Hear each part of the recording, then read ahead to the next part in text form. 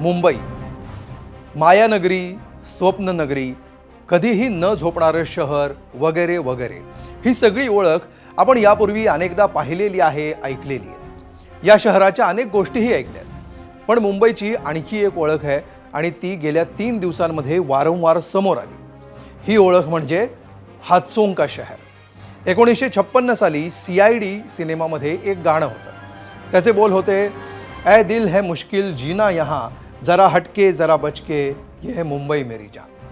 70 वर्षापूर्वीच्या गाण्यातून मुंबईच्या वाढत्या शहरीकरणावर भाष्य करण्यात आलं होतं. तेव्हापासून आजपर्यंत साल बदललं, शहर बदललं, उंच इमारतींनी शहर भरून गेलं.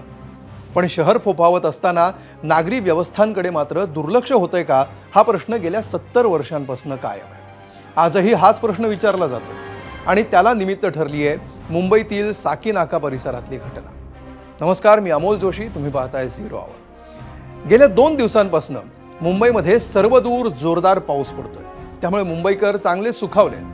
बरं, फक्त मुंबईतच नाही तर महाराष्ट्राच्या इतर भागामध्ये सुद्धा पावसानं आता हळूहळू जोर धरलाय. त्यामुळे राज्यामध्ये थोडं समाधानाचं वातावरण आहे. पण मुंबईमध्ये चित्र जरा वेगळं आहे आणि त्याचं कारण म्हणजे नुकत्याच घडलेल्या 2 दुर्घटना.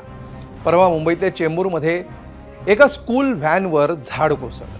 त्यामध्ये एका 11 वर्षांच्या मुलाचा मृत्यू झाला. या दुर्घटनेला 48 तास उलटायच्या आत आज साकीनाका परिसरामध्ये एक दुर्घटना घडली. साकीनाक्यातील खैरानी रोडवर एका मॅनहोलचं काम सुरू होतं. त्यामुळे त्यावरचं झाकण काढण्यात आलेलं होतं. पण मॅनहोल उघडं केल्यानंतर त्याच्या आसपास सुरक्षेचे बॅरिकेड्स लावणं अपेक्षित होतं, मात्र त्यातलं काहीही केलेलं नव्हतं. त्यामध्ये सकाळी त्या भागामध्ये चांगला पाऊस झाला. नेमकं 11:15च्या सुमाराला 55 वर्षांचे असलम शेख अन्सारी भर पावसामध्ये मोबाईलवर बोलत तिथून चालले होते आणि ते या उघड्या मॅनहोलमध्ये पडले. तिथं असलेल्या 2 तरुणांनी त्यांना वाचवायचा प्रयत्न केला, पण काहीही फायदा झाला नाही. बरं, या गटाराची खोली साधारण 25 फूट. त्यामुळे अग्निशमन दलाच्या मदतीशिवाय बचावकार्य शक्यच नव्हतं. अग्निशमन दलाचं पथक पोहोचेपर्यंत असलम अन्सारी मॅनहोलमध्ये दिसेनासे झाले. बचाव पथकं पोहोचली, बचावकार्य सुरू झालं. सुरुवातीला त्यांची छत्री आणि चप्पल सापडली, पण व्यक्ती काही सापडत नव्हती. त्यामुळे पाण्याचा वेग आणि प्रवाह या दोन्ही गोष्टींचा अंदाज घेतला आणि पुढच्या मॅनहोलमध्ये तपास सुरू केला. 20 मीटर अंतरावर असलेल्या दुसऱ्या मॅनहोलमधून त्यांचा मृतदेह अखेर बाहेर काढण्यात आला. व्यवस्थेच्या हलगर्जीपणामुळे मुंबईमध्ये आणखी एक जीव गेला. मुंबईसह राज्यातील उघड्या मॅनहोल्सवरून विरोधकांनी प्रश्न उपस्थित केले आणि पावसापेक्षा जोरदार राजकारण सुरू झालं. हे सगळं आपण पाहणार आहोतच. मात्र सुरुवात करूया आजच्या प्रश्नानं आणि त्यासाठी जाऊया मीडिया सेंटरला.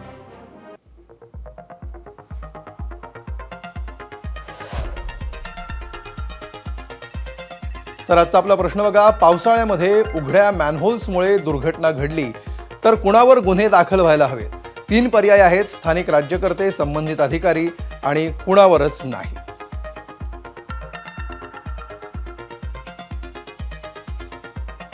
दरम्यान या मॅनहोल्सवर लक्ष ठेवण्याची जबाबदारी असणाऱ्या कंत्राटदारावर गुन्हा तर दाखल झालेला आहे. आम्ही हा प्रश्न विचारल्यानंतर हे अपडेट आलेली आहे. पण आपल्याकडे अशा दुर्घटना घडल्या की अधिकाऱ्यांचं काय होतं, एकतर निलंबन होतं किंवा त्यांना सक्तीच्या सुट्टीवर पाठवलं जातं. विषय शांत झाला की हे अधिकारी पुन्हा कामावर रुजू होतात. आता ताजं उदाहरण सांगतो. चेंबूरमध्ये झाड कोसळून दुर्घटना घडली. त्यामध्ये महापालिकेनं उपअभियंता अरुण मुंडे आणि सहाय्यक अभियंता योगेश पार्टे यांना निलंबित केलं. पण आज त्याच अधिकाऱ्याला कामावर परत घेण्यासाठी काही संघटनांनी आयुक्तांची भेट घेतली. आजही महापौरांनी तातडीनं 4 अधिकाऱ्यांचं निलंबन करण्याची घोषणा करून टाकली. त्यांच्याविषयी उद्या अशीच एखादी मागणी करत एखादी संघटना पुढे आली तर नवल वाटू नये. असो, पुन्हा एकदा साकीनाका प्रकरणाकडे वळूया. महापालिकेनं साकीनाका परिसरातील मॅनहोल्सची झाकणं बसवणं, त्याशिवाय मॅनहोल्समध्ये जाळ्या बसवण्याचं कंत्राट न्यू टेक इन्फ्रा या कंपनीला दिलं होतं. आता त्याच कंपनीच्या कर्मचाऱ्यांनी साकीनाक्यातल्या मॅनहोलची पाहणी सुरूही केली होती. पण हे करत असताना त्यांनी मॅनहोलला बॅरिकेटिंग्स करणं अपेक्षित होतं, जे त्यांनी केलं नाही आणि दुर्घटना घडली. त्यामध्ये एक जीव गेला. घटनास्थळी पोहोचत महापालिकेतील विरोधी पक्षनेत्या किशोरी पेडणेकरांनी गंभीर प्रश्न उपस्थित केले. त्यावरनं उत्तरही आली. हे आपण सगळं बघणारच आहोत. मात्र त्याआधी महापौर आणि पालिका आयुक्त काय म्हणतायत ऐकूया. फार मोठी चूक आहे प्रशासनाची. कुठेही पाठीशी घालण्याचं या ठिकाणी काम नाहीये. मी सातत्याने याचा पाठपुरावा करते. आयुक्त असतील, उपायुक्त असतील, ॲडिशनल कमिशनर असतील, ऑन द स्पॉट संबंधित अधिकाऱ्यांना त्या ठिकाणी निलंबित करा आणि जो कंत्राटदार आहे त्याच्यावरती सदोष मनुष्यवधाचा गुन्हा दाखल करा. तिथे 2 माणसे उभी केली होती आणि ते कदाचित पादचाऱ्यांना सूचना पण देत असतील, परंतु साहजिकच घाईघाईमध्ये चालणारे सगळे पादचारी ती सूचना समजून घेऊ शकत नाहीत. आणि या ठिकाणी दुर्दैवाने ही काळजी न घेतल्यामुळं, म्हणजे प्रत्यक्षामध्ये त्या मॅनहोलला जाळी लावून त्याला सुरक्षित करण्याचा प्रयत्न चालू होता, परंतु ते करत असताना काळजी न घेतल्यामुळं उघडलेल्या मॅनहोलमध्ये हे पादचारी त्याच्यामध्ये पडले आणि दुर्दैवाने त्यांचा मृत्यू झाला. त्यामुळे ही अतिशय गंभीर घटना आहे. तर महापौरांनी कारवाईचे जरी आदेश दिले तर उपमहापौरांनी मात्र थेट आयुक्तांना जबाबदार ठरवले. मी सन्माननीय महानगरपालिकेच्या ज्या आयुक्त आहेत अश्विनी भिडे यांना मी स्वतः पत्र दिलं होतं आणि त्यांना याच्या बाबतीमध्ये 2 वर्षापूर्वी वॉर्ड स्तरावरती ज्या निविदा काढल्या होत्या त्याचा पिरियड संपलेला आहे आणि त्याची पाहणी करून आपण संबंधित अधिकाऱ्यांना नवीन संरक्षित जाळ्या लावण्यासाठी सांगाव्यात अशा प्रकारची मागणी केली होती. परंतु या पत्राचं गांभीर्य अश्विनी भिडे मॅडम यांनी घेतलं नाही. त्यामुळे ही इथे घटना घडली. आयुक्त मॅडमने याची जबाबदारी घ्यावी आणि आपल्या पदाचा राजीनामा द्यावा अशा प्रकारची मी मागणी या ठिकाणी करतो. तर उपमहापौरांनी राजीनाम्याची मागणी केली तर त्यांच्या पक्षाचे स्थानिक आमदार दिलीप लांडेंनी या प्रकरणामध्ये नवाच ट्विस्ट आणला. महानगरपालिकेचं कुठलंही काम सुरू नाही आहे, परंतु ते चेंबर कोणी काढलं, ते जाळी कोणी काढली आणि अन्सारी नावाचा माणूस त्या ठिकाणी कसा गेला याची माहिती पोलिसांनी आम्हाला सविस्तर द्यावी अशा पद्धतीने सूचना दिलेल्या आहेत. आणि त्या ठिकाणी अन्सारी नावाचा माणूस सन्मान हॉटेलच्या समोरच्या चेंबरमध्ये पडला आणि पुढच्या चेंबरमध्ये त्याची डेड बॉडी मिळालेली आहे. पोलिसांना मी सूचना दिलेल्या आहेत की अन्सारीचा घात आहे का अपघात आहे हे सविस्तर महानगरपालिकेच्या माध्यमातून पोलिसांच्या माध्यमातून समोर यावं अशी त्या ठिकाणी सूचना देऊन आलेलं आहे. तर आता सत्ताधाऱ्यांमध्येच इतकी मतमतांतर असतील तर विरोधक शांत कसे राहतील. त्यांनीही संधीचं सोनं करत सरकारवर जोरदार हल्लाबोल केला. आज पावसामुळे एक माणूस मॅनहोलमध्ये पडून त्याचा मृत्यू झाला. किती जीव लागतील या सरकारला, किती मृत्यू अजून या मुंबईतल्या सर्वसामान्य लोकांचा हे घेतील हा प्रश्न या ठिकाणी निर्माण झालेला आहे. महाराष्ट्राभर हीच परिस्थिती आहे. भ्रष्टाचारामध्ये लथपथ असलेले सरकार, हे निर्डावलेलं सरकार, यांना कुठलंही आता काळज वाचलेलं नाही. लोकभावना यांना आता काही राहिलेला नाही आणि अशा या भ्रष्ट सरकारला आता लोकांनीच जागा दाखवली पाहिजे. तुम्ही एक तर स्वतः पक्ष बदलता, तुम्ही कॉन्ट्रॅक्टर्सच्या मागे हात धुवून लागता पैसे काढायला, पण जेव्हा काहीतरी घटना घडते कोणीतरी बिचारा त्याच्यात पडतं, जसं परवा महानगरपालिकेचे कर्मचारी पडले, आज जी व्यक्ती पडली त्याची पण चौकशी करतील. एवढे निर्लज्ज झालेले आहेत की सगळं काही ढकलायचं दुसऱ्यांवर आणि मोकळं होऊन जायचं, हेच त्यांचं चालतं. तर सकाळी ही घटना घडली, त्यानंतर दुपारी कारवाई झाली. संध्याकाळी 6:30 वाजता विधानसभेमध्ये निवेदन करण्यात आलं आणि प्रकरणामध्ये पहिला गुन्हा नोंद झाल्याचं मंत्री माधुरी मिसाळ यांनी सांगितलं. आज दिनांक 2 जुलै 2026 रोजी साकीनाका येथे उघड्या मॅनहोलमध्ये पडून श्री असलम इसाक शेख वय वर्ष 55 ही व्यक्ती तिचा मृत्यू झाला आहे. जे काम पावसाळा सुरू होण्यापूर्वी करणे अपेक्षित होते ते काम पावसाळा सुरू झाल्यानंतर हाती घेऊन सुरक्षिततेची वेळोवेळी काळजी न घेता व पुरेसे पर्यवेक्षण न ठेवता बेजबाबदारपणे केल्याबद्दल सकृत दर्शनी जे अधिकारी जबाबदार आहेत अशा खाली नमूद अधिकाऱ्यांना चौकशी सापेक्ष निलंबित करण्यात आले आहे. श्री धनाजी हेर्लेकर सहाय्यक आयुक्त एल विभाग, श्री दीपक चौगुले सहाय्यक दुय्यम अभियंता एल विभाग, श्री अभिजित चौगुले कनिष्ठ अभियंता एल विभाग, श्री उत्तम पाटील सहाय्यक अभियंता महाराष्ट्र प्रदेश. सदर काम ज्या कंत्राटदारामार्फत चालू होते त्या कंत्राटदारावर सुरक्षिततेची काळजी न घेतल्याने मनपाकडून स्थानिक पोलीस स्थानकामध्ये गुन्हा नोंद करण्यात येत आहे. याशिवाय पुढील 8 दिवसात बृहन्मुंबई महानगरपालिका क्षेत्रात असणाऱ्या सर्व मॅनहोलची 100% पाहणी करून त्यांच्या सुरक्षिततेची खात्री करून तसा अहवाल देण्याच्या सूचना सर्व अतिरिक्त महानगरपालिका आयुक्त, 7 परिमंडळीय उपायुक्त आणि 26 विभाग सहाय्यक आयुक्त यांना देण्यात आले आहेत.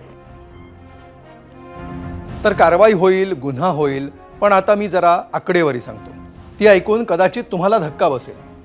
एकट्या मुंबईमध्ये 2017 पासून आजपर्यंत केवळ मॅनहोल्समध्ये पडून 328 जणांचे प्राण गेले. आज शहरामध्ये जवळपास 1,04,000 मॅनहोल्स आहेत. त्यामध्ये संरक्षणात्मक जाळ्या बसवलेल्या आहेत, पण याच जाळ्या चोरीलाही जातात अशी माहिती महापालिकेनंच न्यायालयासमोर दिली आहे. त्याची आकडेवारी मात्र सांगितलेली नाही. शिवाय 1,00,000 मॅनहोल्सपैकी 4,646 मॅनहोल्स रस्त्याच्या कामांसाठी उघडे होते. आज घडीला 75 मॅनहोल्समध्ये जाळ्या बसवण्याचं काम सुरू होतं, तर जवळपास 2,000पेक्षा जास्त मॅनहोल्स हे वापराविना किंवा बंद असल्याचं महापालिकेनं सांगितलं आहे. त्यामुळे मॅनहोल्सची काय स्थिती असेल याची शाश्वती द्यायची तरी कशी? असो, आता वेळ झालेली आहे तुम्ही दिलेल्या प्रतिक्रिया बघण्याची आणि त्यासाठी जाऊया मीडिया सेंटरला. बघा, तुम्ही दिलेल्या प्रतिक्रिया या स्क्रीनवर आपण बघणार आहोत. पावसाळ्यामध्ये उघड्या मॅनहोल्समुळे दुर्घटना घडली तर कुणावर गुन्हे दाखल व्हायला हवे, हा आजचा आपला प्रश्न आहे. पुन्हा एकदा या प्रश्नाची आठवण, यावर तुम्ही तुमची मतं नोंदवायची आहेत. आणि आता जे आपण बघणार आहोत ते आहेत प्रतिक्रिया. ट्विटरवर आलेली शेख जब्बार यांची प्रतिक्रिया.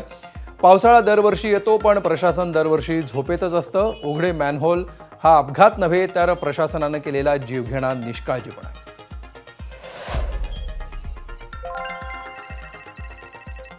गोविंद परब म्हणतात, शहराच्या चुकीच्या नियोजनाचा फटका आज मुंबईकरांना बसतोय. लोकप्रतिनिधी आणि प्रशासन आपापसात सोयीचं राजकारण करतायत, पण भरडला जातोय फक्त सामान्य नागरिक.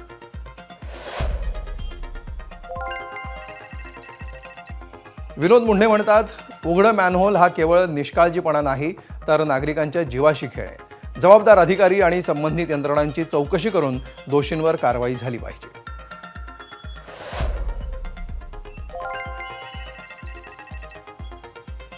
तर यूट्यूबवरून शौनक भिडे म्हणतायत, हे मॅनहोल नाही तर महायुतीच्या खोट्या दाव्यांचं पितळ उघडं पडलेलं आहे. फेसबुकवर उल्हास राऊत यांनी प्रतिक्रिया दिली आहे. कंत्राटदार महापालिकेचे कर्मचारी आणि इंजिनियर यांच्यावर गुन्हे दाखल करा. कधीही महापालिका कार्यालयामध्ये जा. हे लोक दौऱ्याच्या नावाखाली कायम बाहेर फिरत असतात, मग बाहेर जाऊन नक्की करतात तरी काय?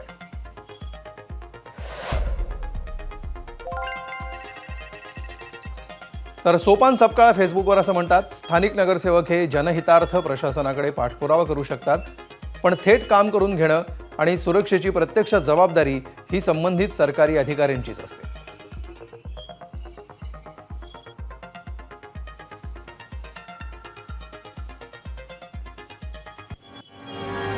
आणि या विषयावर चर्चा करण्यासाठी आपण जाणार आहोत गेस्ट सेंटरला. आपल्याबरोबर आहेत भाजपचे गटनेते गणेश खणकर आणि माजी महापौर मुंबईच्या किशोरी पेडणेकर. तुम्हा दोघांचंही स्वागत या चर्चेमध्ये. आपण गणेशजींपासून या सगळ्या चर्चेला सुरुवात करूया. गणेशजी, प्रश्न असा आहे की दिवसभरात याच्यावर अनेक चर्चा झालेल्या आहेत. जसे आरोप झालेत तशी त्या आरोपांना उत्तर पण मिळालेली आहेत. मात्र अशा प्रकारच्या घटना मुंबईमध्ये वारंवार घडणं, याच्यातून पालिकेची, कारभाऱ्यांची आणि पालिकेच्या प्रशासनाची प्रायोरिटी माणसांचा जीव वाचवणं ही नाही आहे का? ही सेकंड थर्ड प्रायोरिटी आहे का? म्हणून अशा प्रकारे सातत्यानं अशा प्रकारच्या सिली मिस्टेक्स होणं आणि त्याच्यातून सर्वसामान्यांचे जीव जाणं या घटना घडत आहेत का? मुळात आज जी घटना घडली ती अत्यंत दुर्दैवी आहे आणि त्याच्याप्रती माझी सर्वात प्रथम मी संवेदना व्यक्त करतो. आपण जो प्रश्न विचारला तर हे खरं आहे की प्राथमिकता ही या शहरातल्या नागरिकांच्या सुरक्षितेसाठी आम्ही काम करतो आणि ती त्यालाच असली पाहिजे. मी असो किंवा किशोरीताई असो, शेवटी आम्ही निवडून आलेलो प्रतिनिधी आहोत, त्यामुळे आमची प्राथमिकता या विषयालाच आहे. आज जी घटना घडलेली आहे ही अत्यंत दुर्दैवी आहे आणि प्रशासनातल्या काही अधिकाऱ्यांच्या निष्काळजीपणामुळे ही घटना घडल्याचं अगदी स्पष्ट होतंय. हे तिथे जाळ्या बसवण्याचं काम सुरू होतं हे जरी खरं असलं तरी आज मुळात रेड अलर्ट होता आणि जी काही काळजी घेण्याची आवश्यकता होती, जे सीसीटीव्ही फुटेजमध्ये दिसतंय की एका बाजूला कर्मचारी उभे आहेत, काम सुरू आहे, पण त्याच्या दुसऱ्या बाजूला जिथं ती व्यक्ती चालत येत होती ती मोबाईलवरती बोलत होती असे म्हणजे काहीतरी पाहत येत होती. हो. तिचं पूर्ण लक्ष नव्हतं त्या रस्त्यावरती. पण त्याही बाजूला बॅरिगेटिंग करणं आणि तिथे कर्मचारी निदान उभा असणं हे अत्यंत आवश्यक होतं जर या परिस्थितीत काम सुरू होतं तर. आणि ते न केल्याचा हा निष्काळजीपणा आहे आणि त्यामध्ये त्या व्यक्तीचा नाहक मृत्यू झालाय. त्यामुळे काही कर्मचाऱ्यांच्या, काही अधिकाऱ्यांच्या निष्काळजीपणामुळे होत आहे हे मात्र खरं आहे आणि आमची प्रायोरिटी ही नागरिकांच्या सुरक्षिततेला असणार आणि ती कायम असणार, यात काही वाद असायचं कारण नाही. किशोरीताई, ज्या प्रकारे आता सत्ताधाऱ्यांकडून उत्तरं मिळत आहेत किंवा आत्ता गणेशजी म्हणाले त्याच्यापूर्वी दिवसभरामध्ये सुद्धा अनेकांनी हा मुद्दा मांडलेला आहे की त्या व्यक्तीचा सुद्धा मोबाईलमध्ये लक्ष होतं, समोर खड्डा आहे याकडे त्या व्यक्तीचं लक्ष नव्हतं. पण उद्या समजा एखादी अंध व्यक्ती असेल तर त्या व्यक्तीने काय करायचं? म्हणजे लक्ष नसणं किंवा रस्त्याने चालताना एखाद्या व्यक्तीचा समोर काय आहे याकडे लक्ष नसणं, या गुन्ह्याची त्याला एवढी मोठी शिक्षा मिळणार आहे का की तो थेट 25 फूट खड्ड्यामध्ये मॅनहोलमध्ये पडणार आणि त्याला आपला जीव गमवावा लागणार? कशा प्रकारे ही सगळी सिस्टीम सध्या काम करते असं तुम्हाला दिसतंय किशोरीताई? ज्या व्यक्तीचा मृत्यू झालेला आहे हो. आत्ता तरी हताशपणे आम्ही फक्त श्रद्धांजली वाहू शकतो. आणि ज्या पद्धतीने म्हणजे मला वाटतं अमरापूरकर डॉक्टर गेल्यानंतर आपण काही योजना केल्या की ज्या मॅनहोल आहे त्याच्यावरती जाळ्या बसवणं आणि त्या जाळ्यां बसवण्याचा प्रोग्राम हा 2018-19 पासून चालू झाला. हो. आणि नंतर कोविड काळ आल्यामुळे थोडा तो थांबला पण त्याचप्रमाणे तो 2020च्या एंडिंगला पुन्हा तो चालू झाला आणि 21-22ला बऱ्यापैकी जाळ्या लावल्याही गेल्या. कारण 1 लाखाच्या वर मॅनहोल आहे ते आत्ताच आपल्याला कळलेलं आहे. हो. परंतु उर्वरित जाळ्या मधल्या 4 वर्षात जेव्हा खनकरही नव्हते, मीही नव्हती, प्रशासक म्हणून काम केलं जात होतं, त्या लोकांनी गेल्या 4 वर्षात ह्या पूर्ण मुंबईला पूर्ण का नाही केलं जाळ्या बसवण्याचं काम अधिकाऱ्यांनी, प्रशासकांनी? हा पहिला प्रश्न. आणि दुसरा म्हणजे आज रेड अलर्ट होता त्यावेळेला अशा गोष्टी करणं, म्हणजे मी जेव्हा साईटवर पोचली तेव्हा अधिकारी तेव्हा आलेले होते, त्याच्या आधी कॉन्ट्रॅक्टरच काम करत होता आणि आपला जो कॉन्ट्रॅक्टरला एक स्कोप ऑफ वर्क दिला जातो त्याच्यामध्ये मेन्शन असतं, पहिलं बॅरिकेटिंग करा, त्यानंतर तुमची मॅनपॉवर तिथे उपलब्ध करा आणि वॉर्डला कळवलं पाहिजे. माझ्या माहितीनुसार 31 मेच्या डेडलाईनच्या आधी ही कामं करणं गरजेची होती, पण ती झाली नाहीत. उलट निसर्गाने अजून 1 महिना आपल्याला काम करायला दिलं होतं. पाऊस उशिरा आला तरी झाली नाहीत. याच्यामध्ये नक्की हळसांड झाली कोणाची? अधिकारी सांगतायत, म्हणजे मी स्थळ पाहणीला होते, अधिकारी सांगतात ह्याने काम चालू केलं आम्हाला कळवलंच नाही. आणि मला वाटतं हा जो ढिसाळ कारभार आहे प्रशासनाचा, मग तो वॉर्डपासून चालू होतो. मग वॉर्ड ऑफिसरच्या अंडर हे सगळे शिवरेज म्हणा, ड्रेनेज म्हणा, सगळी डिपार्टमेंट एकत्र येतात, मेंटेनन्सच्या माध्यमातून येतात आणि माहितीच नाही. हे जितकं म्हणणं चुकीचं आहे तेवढा आता त्या कॉन्ट्रॅक्टरला काळ्या यादीत टाकू, पांढऱ्या, काही गरज नाही. किशोरीताई, ह्या पुढच्या कारवाईच्या मुद्द्यावर आपण जाऊच, मात्र तुम्ही जे 2 मुद्दे मांडलेले आहेत त्याविषयी मला तुम्हाला विचारायचं आहे की सत्ता गेल्यानंतर म्हणजे तुमचा कार्यकाळ संपल्यानंतर आणि आता इथे नवे कारभारी येण्याच्या मधला जो काळ होता, ज्यावेळी प्रशासकाकडे हा सगळा कारभार होता, त्या काळामध्ये कामं न होणं ही जर गोष्ट जबाबदार असेल, ही जर गोष्ट याला कारणीभूत असेल, तर मग आता सगळे विरोधक हे महापौरांचा राजीनामा का मागतायत? आणि महापौरांचा जर राजीनामा मागायचा असेल, तेच जर दोषी असतील, तर मग प्रशासनावर जबाबदारी का ढकलली जाते? काय नेमकं तुमची भूमिका आहे याच्यामध्ये? 2 गोष्टी आहेत ज्याच्यामध्ये आपण जेव्हा सत्ताधारी असतो त्यावेळेला जास्त मोठी जबाबदारी असते. आणि महापौरांनी स्वतःहून ते कबूल केलं की मी पाहणी केली, बरं. मी असं केलं म्हणून लोक मागतायत. मुळात जेव्हा असा कोणी गुन्हा म्हणजे जे काही घडलंय घटना, तिथे घटनेला सगळ्यांनी मिळून, मग कोण घरून VC काय देतं असं बोलणं हे बालिश आहे, बालिश आहे. आता 8 वाजता जर तुमची माझ्याकडे VC असेल तर मी एक तर माझ्या ऑफिसमध्ये किंवा एक तर शाखेत किंवा घरी, याच्यावर असा बोलणं महापौर किती बालिश आहे हे उघड होतं. आणि दुसरं म्हणजे तुम्ही ज्या पाहणी केल्या त्या सगळ्याच महापौरांना किंवा तिथे असलेल्या प्रशासनाला घेऊन करायचंच असतं. आणि प्रशासन हे प्रत्येक वेळेला अगदी तुम्ही केंद्रापासून ग्रामपंचायतीपर्यंत जाल हो. तर ढिसाळच कारभार करतात. आणि त्याच्यासाठी आपण सर्वांनी अशा घटनेला मी ती मागणी नाही केली. माझं म्हणणं असं आहे, उलटं 6 तासांनी महापौर का पोचल्या त्याचं उत्तर आलं पाहिजे. कारण रेड अलर्ट हा काय फक्त प्रशासनाला नसतो, तो आमच्यासारख्या खणकर साहेब असतील, मी असेल, तर महापौरांना तर अलर्टच असलं पाहिजे की 6 तासानंतर इतक्या लेट तर कोणालाच त्याची माहिती नाही असं मला आत्ता कळतं आहे. त्यामुळे आपला प्रशासनावर वचक, जे आता काल झाड पडलं त्या झाडाचे ऑलरेडी पत्रव्यवहार झालेले होते. हाकणाक एका कुटुंबाचं उदयाला आलेलं भविष्य कोमेजून गेलं. आणि आज जो अख्ख्या कुटुंबाला प्रोटेक्टेड होता, सिनियर सिटीजन, हो. ते गेले. म्हणजे आपण प्रशासनाला ज्या स्थानिक लेवलला त्यांची पॉवर दिसली पाहिजे ती दिसत नाही आहे. खरं आहे. म्हणजे आणि तुम्ही जे म्हणजे, महत्त्वाचे 2 मुद्दे मांडलेले आहेत. गणेश खणकरांकडे आपण जाऊया.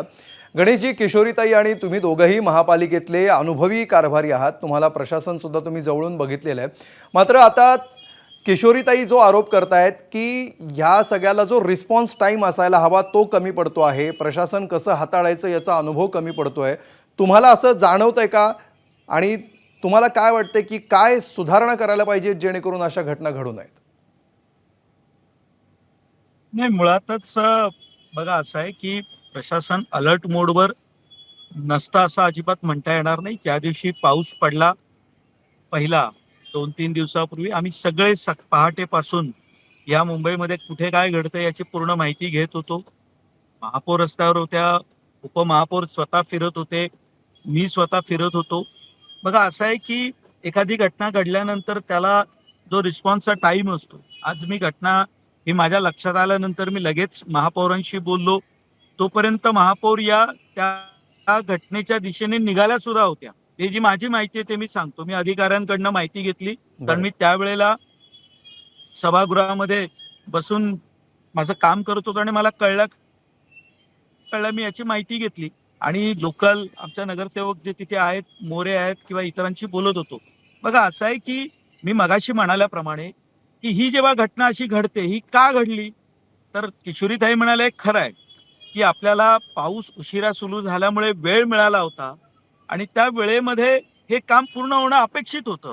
आज सुद्धा ज्या वेळेला हे काम तो करत होता, मी पहिलं म्हटलं की रेड अलर्ट दिलेला असताना ही अशी कामं करण्याची मुळातच परवानगी देण्याची आवश्यकता नव्हती. हे काम करण्याची गरजच नव्हती की पाऊस जर कधी सुरू झाला तर त्यावेळेला आपण वेगळ्या मोडमध्ये असलं पाहिजे. हा मुळात मॅनहोल ओपन करून त्याच्यावर भले जाळी बसवत होता, सुरक्षिततेचंच काम करत होता, पण हे आज करण्याची गरज नव्हती, हे स्पष्ट मत आहे.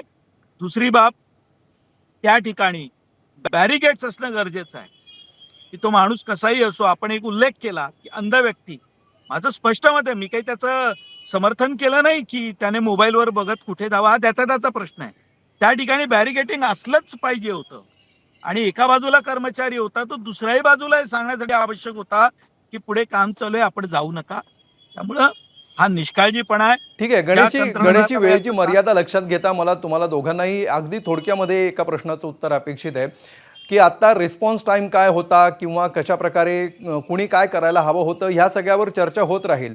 पण आत्ता या क्षणी आपण ह्याची खात्री देऊ शकतो का की इथून पुढे अशी दुर्घटना घडणार नाही, याची खात्री तुम्ही आत्ता देऊ शकता का प्रशासनाचे आणि कारभाऱ्यांचे प्रतिनिधी म्हणून, सत्ताधारी म्हणून?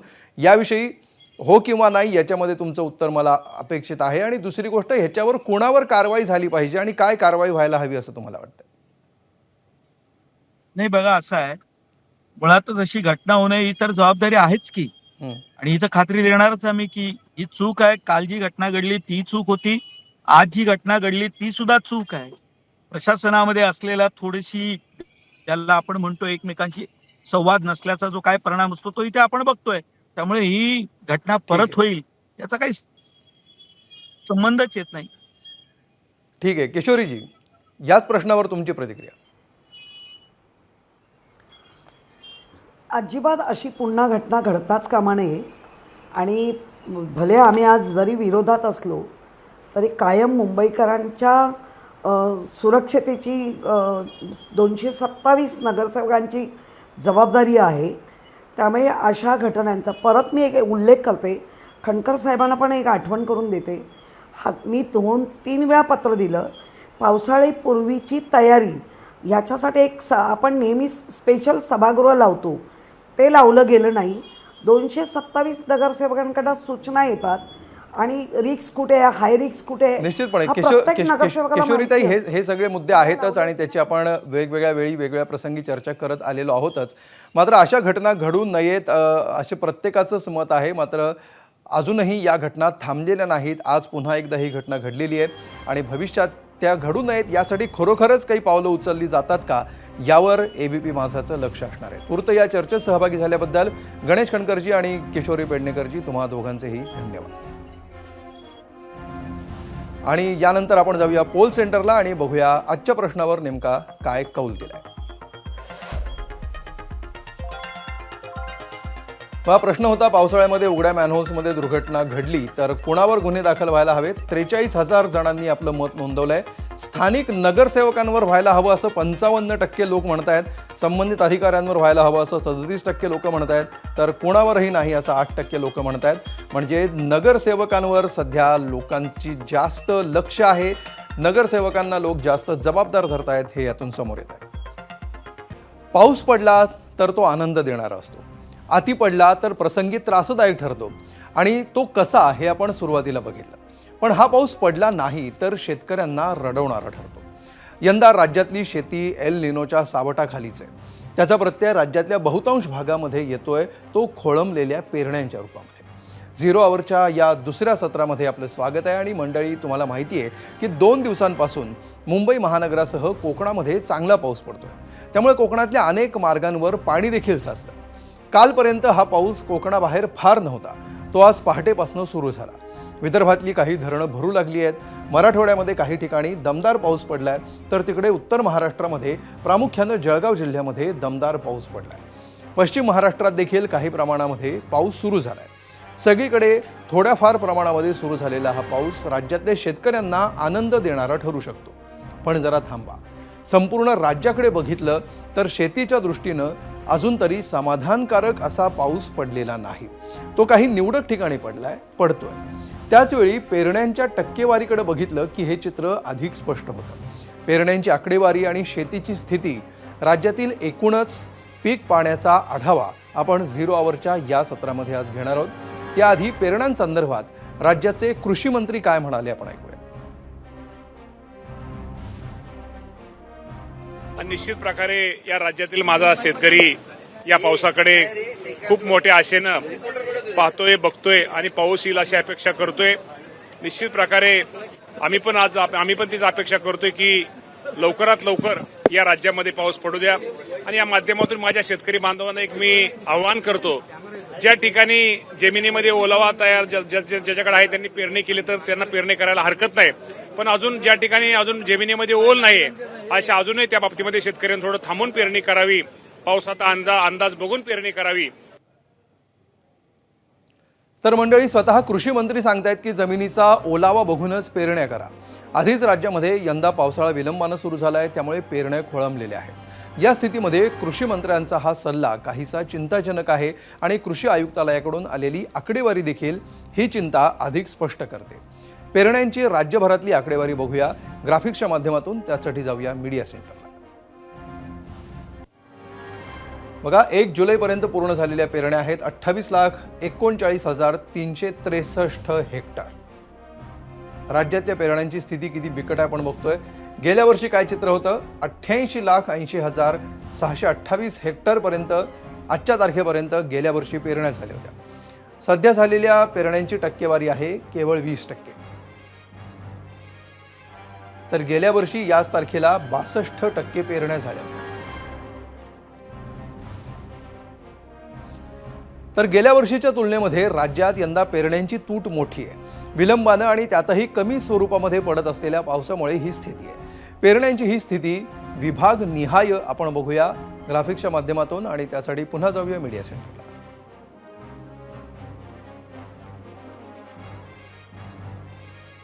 विभागवार पेरण्यांची स्थिती बघा. नाशिकमध्ये 32% पेरण्या झाल्या, अमरावती 24%, छत्रपती संभाजीनगरमध्ये 21% पेरण्या, नागपूरमध्ये आतापर्यंत 19% पेरण्या, लातूरमध्ये केवळ 13% पेरण्या झाल्यात. मराठवाड्यामध्ये सगळ्यात कमी पाऊस आतापर्यंत पडला. कोल्हापूरमध्ये 12% पेरण्या, पुण्यामध्ये 11% पेरण्या, कोकणामध्ये 30% पेरण्या. ह्या आत्तापर्यंत झालेल्या पेरण्यांची स्थिती आहे. तर गेल्या 2 ते 3 दिवसांपासून सुरू असलेल्या पावसाचा जोर कोकणातच सर्वाधिक होता आणि तो आजही कायम आहे. या पावसामुळे काही ठिकाणी घाटातला रस्ता खचलाय. अनेक नद्यांच्या पातळीमध्ये वाढ झाली आहे. नदीच्या या पाण्याचा शेतीला फायदा होण्याची आशा आहे. या पावसामुळेच कोकणामध्ये 30% पेरण्या पूर्ण झाल्या. 10,541 हेक्टरचा त्यामध्ये समावेश आहे. यासंबंधी अधिक माहिती देत आहेत आमचे प्रतिनिधी अमोल मोरे.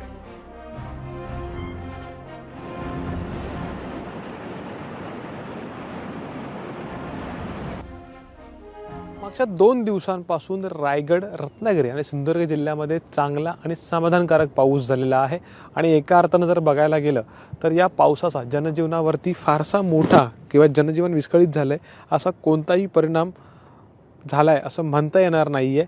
रायगडमधली जर परिस्थिती बघायला गेलं तर रायगडमधल्या काही सखल भागांमध्ये पाणी साचलेलं होतं, ते पाणी ओसरलं आहे आणि जनजीवन जे आहे त्या भागातलं तरी पूर्वपदावरती आलं आहे. विशेषतः ज्या नद्या आहेत त्यांच्या पाणी पातळीमध्ये समाधानकारक वाढ झालेली आहे. पण पूर परिस्थिती मात्र जिल्ह्यामध्ये कुठंही उद्भवलेली नाही आहे किंवा दरड कोसळण्याच्या घटना देखील या 2 दिवसामध्ये रायगड जिल्ह्यामध्ये झालेल्या नाही आहेत.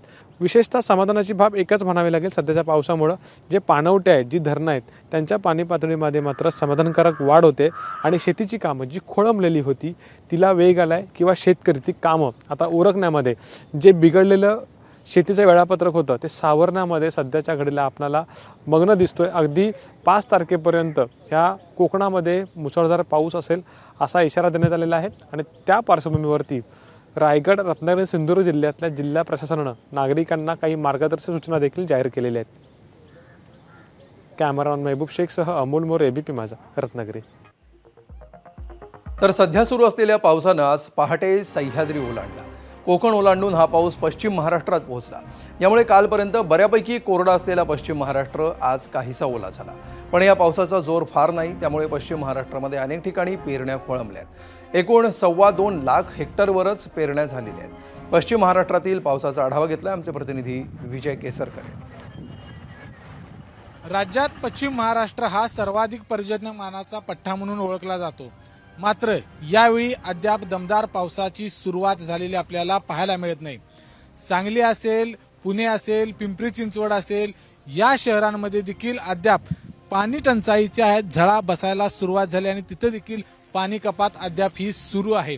आणि त्याचमुळे जर आपण बघितलं तर या सगळ्या पर्जन्यमानाच्या पट्ट्यामध्ये सुद्धा अद्याप पाऊस कमी झाला आहे. पुण्यामध्ये तर काल संध्याकाळपासून पावसाला खऱ्या अर्थानं सुरुवात झाली.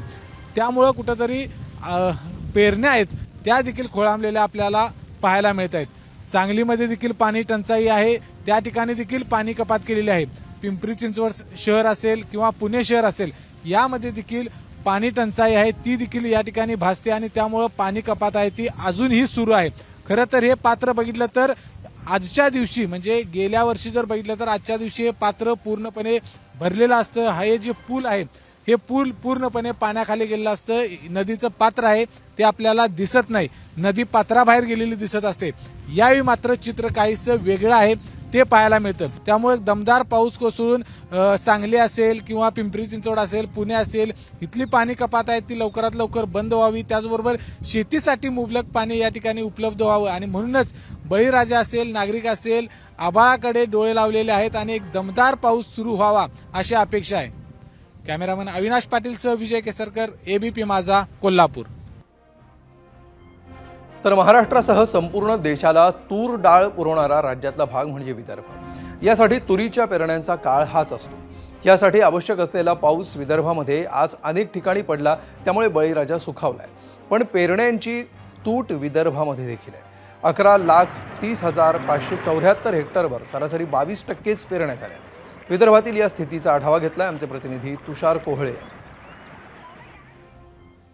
मागच्या 24 तासामध्ये नागपूरसह पूर्व विदर्भामध्ये अनेक जिल्ह्यात दमदार पावसाने हजेरी लावली. यामध्ये भंडारा गोंदिया असेल, चंद्रपूर असेल, यवतमाळ, वाशिम असेल किंवा वर्धा असेल. काल रात्रीपासूनच या जिल्ह्यामध्ये धो पावसाला सुरुवात झाली आणि आज दुपारपर्यंत या जिल्ह्यामध्ये पाऊस होता. त्यामुळे जून महिन्यामध्ये जी पावसाची तूट होती ती बऱ्या अंशी का होईना भरून निघल्याचं आपल्याला पाहायला मिळालं. जर का आपण बघायचं झालं तर जून महिन्यामध्ये विदर्भामध्ये सरासरी 160 ते 185 मिलीमीटर पावसाची नोंद होते.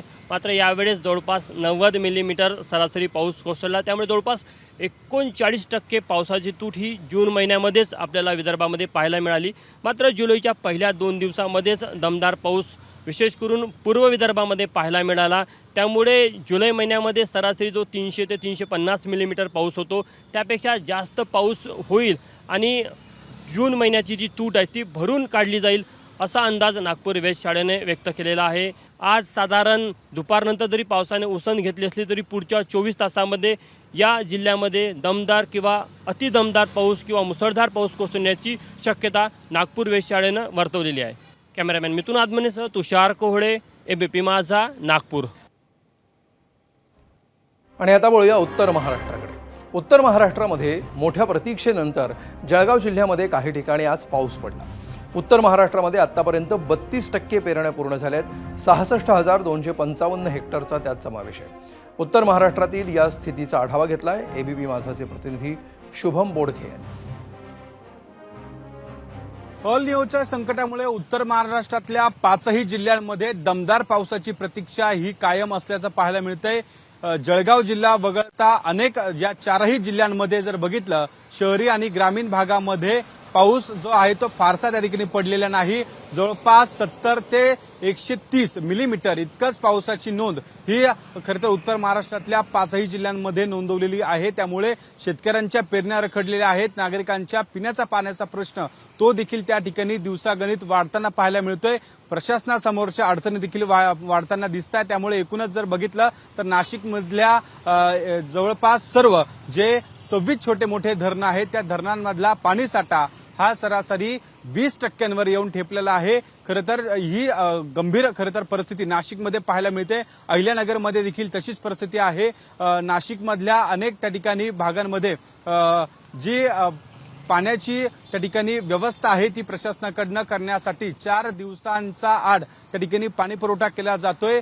शेतकरी वर्गाला देखील मोठ्या प्रमाणात या अस्मानी संकटाला त्या ठिकाणी तोंड द्यावं लागतं. त्यामुळे उत्तर महाराष्ट्रामध्ये जर बघितलं तर पाण्याची स्थिती ही अतिशय गंभीर आहे. पावसाची प्रतीक्षा ही 5ही जिल्ह्यांना लागून असल्याची परिस्थिती निर्माण झाल्याचं आपल्याला एकूणच पाहायला मिळत आहे. कॅमेरामन किरण कटारेसह शुभम बोडके, एबीपी माझा, नाशिक. आता आपण बघूया मराठवाड्यातली स्थिती. राज्यामध्ये सर्व भागामध्ये कमी अधिक पाऊस पडत असताना मराठवाड्याला मात्र दमदार पावसाची प्रतीक्षा आहे. इथली स्थिती अधिक बिकट आहे. पाऊस विलंबामुळे अनेक भागातल्या पेरण्या रखडल्या आहेत. यासंबंधी माहिती देत आहेत एबीपी माझाचे प्रतिनिधी विकास माने. राज्यातील अनेक जिल्ह्यामध्ये सध्या पाऊस सुरू असल्याचं पाहायला मिळतं आणि विशेषतः मुंबईमध्ये पावसानं दाणादाण उडून दिलेली आहे. मात्र मराठवाड्यातली परिस्थिती जर पाहिली तर नक्कीच चिंताजनक अशी म्हणावी लागेल. सध्या आपण बघतात की जून महिना संपला आहे आणि जून संपून आता जुलैचे 2 दिवस उलटले आहेत. तरी देखील सध्या मराठवाड्यातली ही परिस्थिती चिंताजनक पाहायला मिळते. सध्या मी एका शेतशिवारात उभा आहे. आपण बघू शकता की पेरणीसाठी खरीपाच्या पेरणीसाठी हे शेत जे आहे ते अगोदरच नांगरून ठेवलं होतं. परंतु अजूनही या ठिकाणी पेरणी झालेली पाहायला मिळत नाही आहे. विकास माने, ABP माझा, बीड. आणि यासह 0 आवरमध्ये आम्ही इथेच थांबतो आहोत. ताज्या बातम्यांसाठी बघत रहा ABP माझा.